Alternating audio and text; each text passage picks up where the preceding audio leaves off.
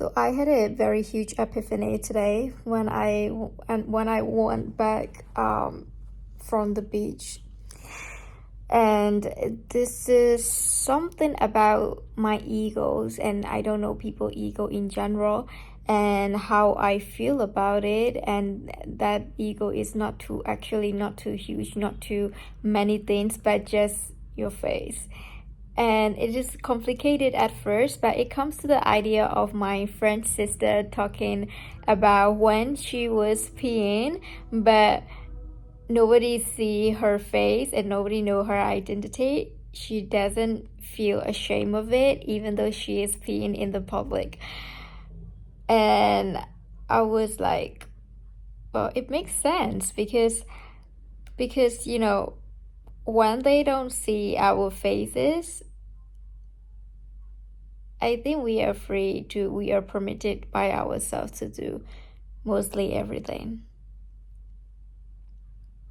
So I was thinking maybe ego is just the face. The identity is just the face. I think I'm talking nonsense right now, but it all makes sense in my mind or in my brain. I think you all have that time, or have the time where everything makes sense only in your brain but not to other people. I think maybe that's the one, but maybe it makes sense to 1 in a billion of people. I'm not sure. But yeah, because at the time I was sitting like a homeless. I was wearing a cap and nobody saw my face. And then I realized I don't really care what I am doing, like something out of society norms.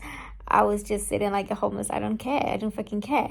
Like, so, and then I was realized maybe that's the face. Maybe that's the face that I don't want people to see. Maybe that's the identity that I don't want to be identified as, you know. And so you're just face. Like, other than face, other parts, other body parts, they are not that important, I think. I don't know. I don't know. But yeah, it all makes sense in my brain, trust me.